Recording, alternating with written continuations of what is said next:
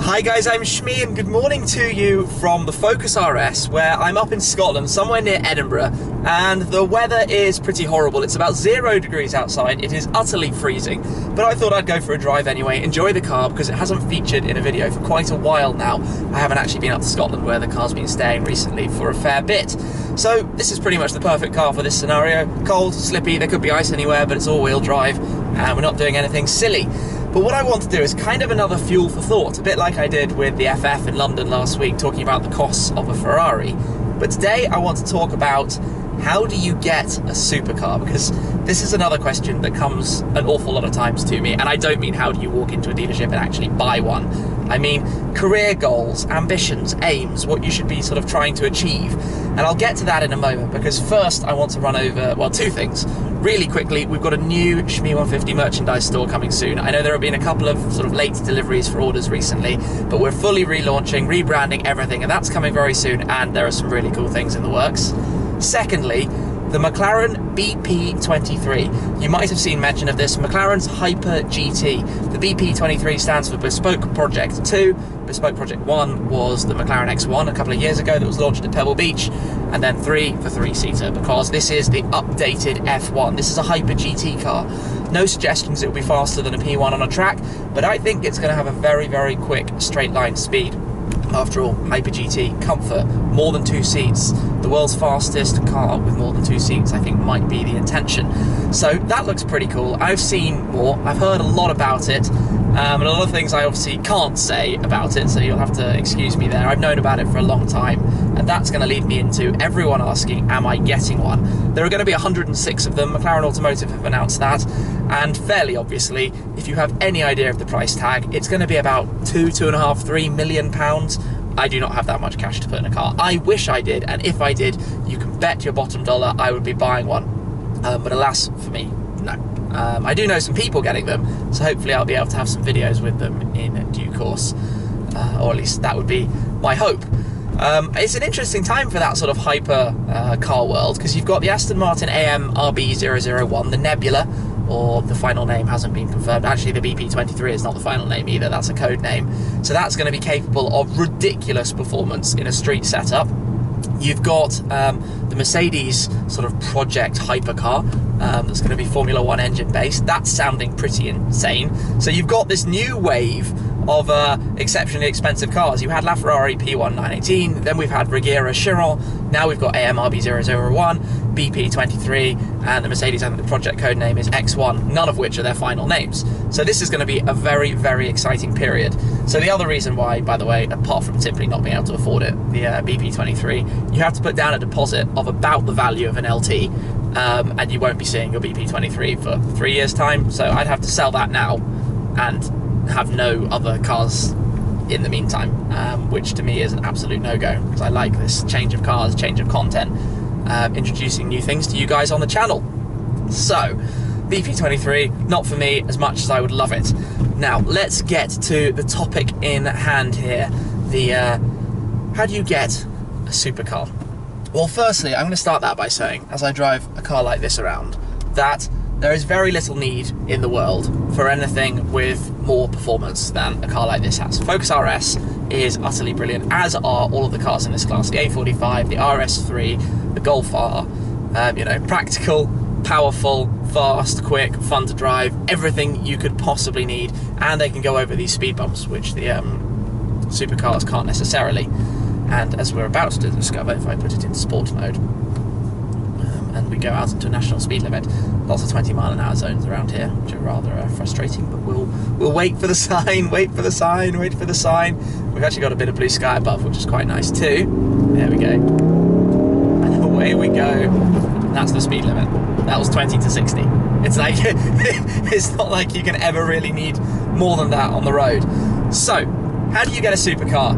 Well, the question I get asked all the time is, especially the younger guys out there, so this is mostly addressed to you, is what subjects should you study in school? What should you do at university? Because you're dreaming of a supercar. I mean, same as me. I didn't really know what I wanted to do when I was in education. I just knew that one day I'd love to have a really nice car. And I think the short answer to this is there is no hard and fast rule. A lot of people want me to sort of say what I did, and I mean, you basically know what I did. I worked in a financial company in the city in London until I set up Shmee 150, and now all of the sort of sub-businesses that are connected to Shmee 150 and everything to do with this. But what I've done isn't necessarily going to work for the next person, especially in this sort of exceptionally changing landscape we live in with social media and everything connected to the internet. I think you'll find, and I mean from the people I know who own and drive really nice cars, that basically in any career path, if you work hard and you are successful and reach the top of your game, you can probably find that you'll be in a position to attain something, your dream, along the lines of your dream car.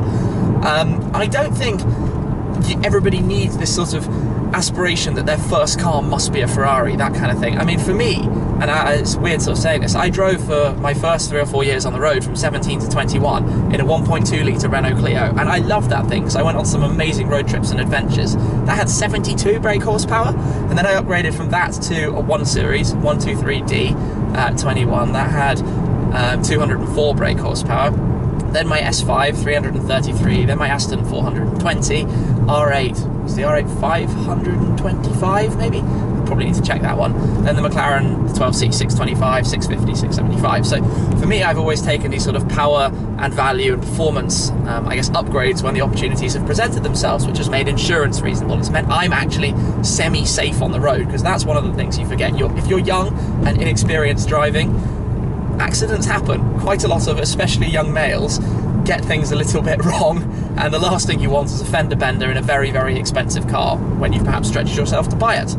So this question of the sort of career choices, you know, obviously a job that means you have to work harder and more hours means you're going to probably earn more when you progress up through the ranks and, you know, the tiers of the company, and ultimately it's about income. I find that when you're young, and let's say you don't have any dependents, if you're not married and you don't have kids and you're renting a small place and you're not spending lots of money going out on booze, toys, smoking, all these kind of things that just sort of dissolve your wallet, you don't actually need to be earning that much to find yourself in a really nice car. You know, if you're earning, the average salary in London is about £30,000. If you're earning £30,000 and you have an online hobby on the side that's bringing you in a little bit more, a car like a V8 Vantage or an R8 might only cost you £10,000 a year to run, so you might be able to find that on the side. So I think one of the ways to sort of get your first supercar is to be very, very careful with your spending. I've always been super, super vigilant with where my money goes. Is something worth the money? Is the flat I'm renting the right flat for me? You know, do I need that space, especially now when I'm traveling all the time? And there's no point in me buying a flat, let's say, in London, because I'm not going to be there to use it.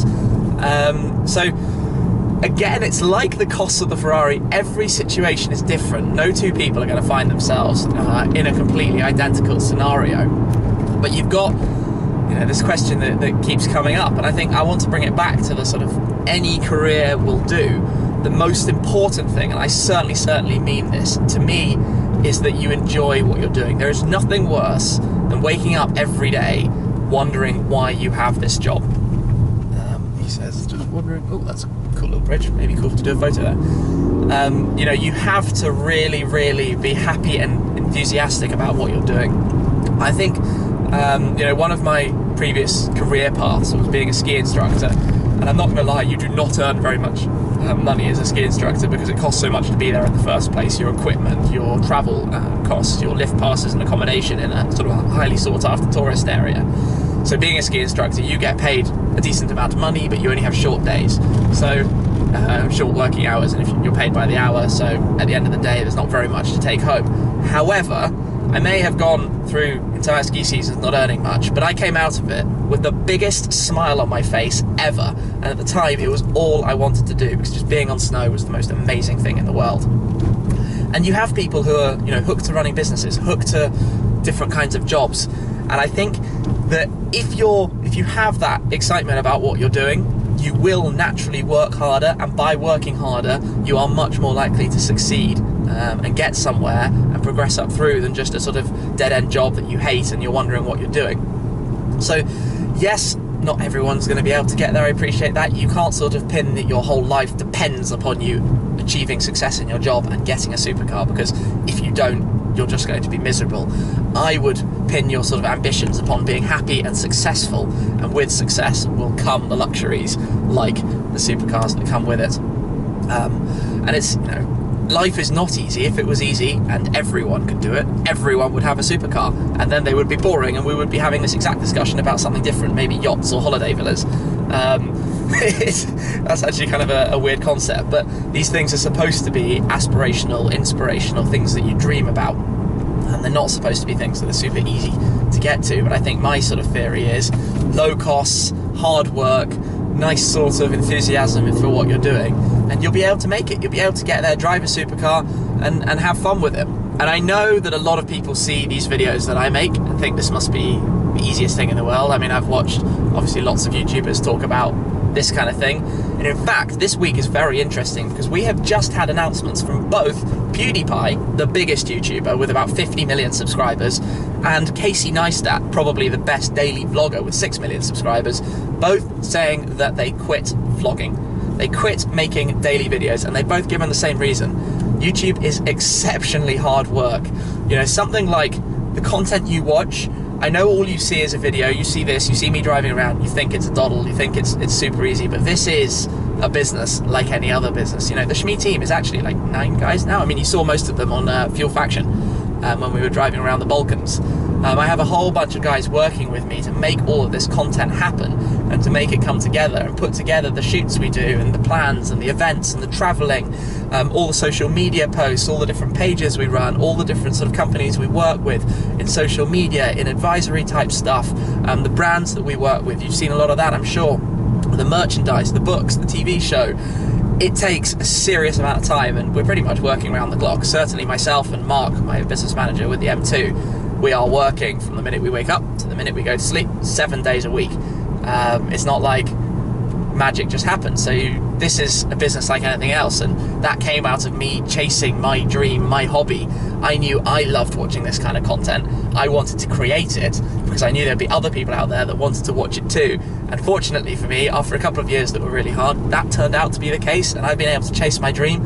And now I'm coming to you in videos driving literally my dream cars, things that are utterly amazing and that I could only dream of, you know, not that long ago. If I rewind back, you know, 6 years, 7 years when I was driving my 1 Series, I dreamt then of driving something ridiculously cool. And I stepped up to my Audi S5 when I got a nice sort of situation at work, earned a little bit more money, stepped into the S5, and that gave me a taster for proper cars. And from then on, just enjoy the ride again. You know, I was hooked to the bug, worked ridiculously and tried to turn YouTube into a business, which I think a lot of YouTubers don't necessarily do. They're thinking more about the creative and making content, and I know that I'm not necessarily the best at making videos, but I have a lot of fun doing it, and I think you guys enjoy some of my videos. And sharing stuff, like going to the Aston factory the other day and sharing the video painting my GT8 is utterly awesome. And if I'm waking up and, you know, a day like that, long drive, got to get all the shots, I'm trying to enjoy it personally, but I'm also very much thinking about the video and social media content that I'm making while I'm there. It's really, really hard. I wouldn't change it for anything, but it's not an easy walk in the park.